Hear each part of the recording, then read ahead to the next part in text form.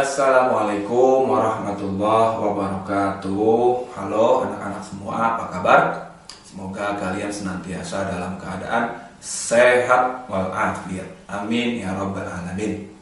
Anak-anakku semua, pada hari ini kita akan belajar pelajaran akidah akhlak, di mana sebelumnya kita belajar bab yang ke-8. Ternyata Bapak baru sadar ada satu bab yang terlewat, yaitu bab yang ke-7 yang belum kita bahas. Oleh karenanya, pada pagi hari ini kita akan membahas bab yang ke-7, yaitu tentang kalimat thayyibah ta'awuz. Nah, sebelum kita mulai pelajaran hari ini, yuk sama-sama kita awali dengan berdoa dengan membaca basmalah. Bismillahirrahmanirrahim. Anak-anakku semua, ta'awuz, kalimat thayyibah ta'awuz yaitu a'udzubillahi minasyaitonirrajim. Artinya, aku memohon perlindungan kepada Allah Subhanahu wa taala dari godaan syaitan yang terkutuk. Ar-rajim artinya yang terkutuk. Jadi, sifat setan itu adalah terkutuk. Kita ingat dalam sebuah kisah ketika Allah menciptakan Nabi Adam dan Siti Hawa, ada satu makhluk Allah yang senantiasa menggoda mereka ketika mereka berada di surga. Siapa? Iblis, laknatullah alaih. Iblis menggoda Nabi Adam untuk memakan buah khuldi, dan akhirnya Nabi Adam dan Siti Hawa pun Allah pindahkan dari surga ke muka bumi ini karena tergoda oleh godaan iblis atau syaitan. Dari sini Allah Subhanahu wa taala pun melaknat kepada iblis, dan iblis berkata kepada Allah bahwasanya ia dan pasukannya akan selalu menggoda anak dan cucu keturunan Nabi Adam alaihissalam, termasuk kita. Jadi nggak ada manusia yang tidak digoda oleh iblis atau syaitan. Semuanya pasti digoda. Iblis dan syaitan akan selalu menggoda manusia 24 jam dalam satu hari. Artinya sepanjang waktu, iblis dan syaitan akan selalu menggoda kita untuk tidak berbuat kebaikan. Ketika kita lagi asik main handphone, tiba-tiba azan, iblis akan membisikkan di telinga kita, atau syaitan akan membisikkan di telinga kita, udah gak usah sholat, mending main handphone aja. Ketika kita lagi asik-asik santai di rumah, tiba-tiba orang tua kita memerintahkan kita membeli sesuatu. Kemudian iblis menggoda kita, setan menggoda kita. Untuk apa? Udah gak usah mau disuruh sama orang tua, mending santai aja, capek tahu. Nah, itu semua bentuk godaan-godaan iblis kepada kita atau setan kepada kita.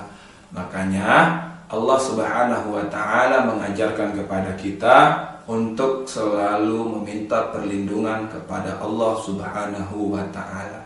Kenapa? Karena kita manusia adalah makhluk yang sangat lemah.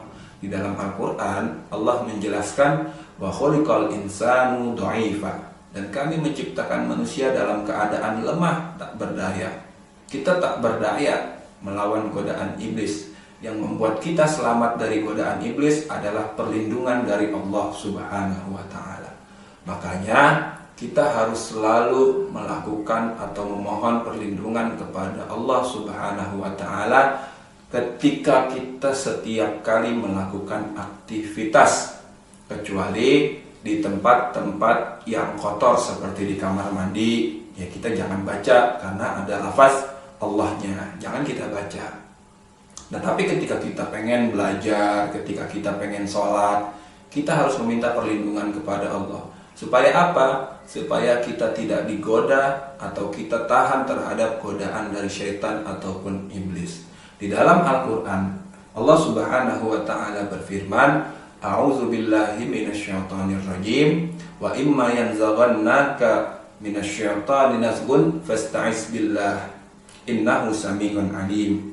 Dan jika setan datang menggodamu, maka berlindunglah kepada Allah. Sungguh dia maha mendengar, lagi maha mengetahui. Quran Surat Al-A'raf ayat 200.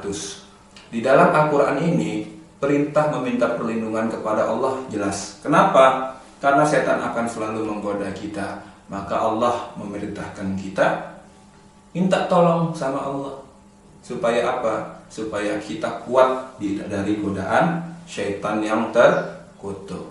Contoh gampang, ketika mau sholat, sebelum sholat kita minta kepada Allah sebelum niat, a'udzubillahi minasyaitonirrajim, aku berlindung kepada Allah dari godaan syaitan yang terkutuk.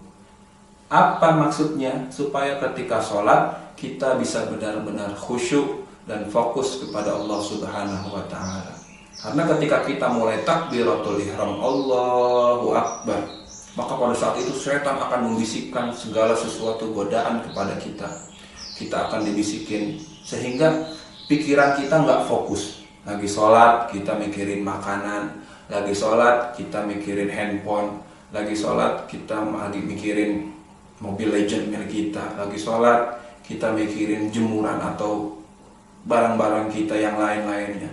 Itu semua adalah godaan syaitan. Makanya setiap mau sholat selalu baca ta'awuz. Setiap mau melakukan kegiatan apapun selalu baca ta'awuz atau kalimat a'udzubillah minasyaitonirrajim. Saya berlindung kepada Allah dari godaan syaitan yang terkutuk. Jadi mulai sekarang kita rutinkan meminta perlindungan kepada Allah dengan mengucap kalimat ta'awuz. Nah, anak-anakku semua dimanapun kalian berada, itulah pembahasan tentang kalimat thayyibah ta'awuz. Seperti biasa, ada 5 soal latihan yang harus kalian kerjakan. Soal yang pertama, apa? Tuliskan lafaz ta'awuz. Tuliskan lafaz ta'awuz.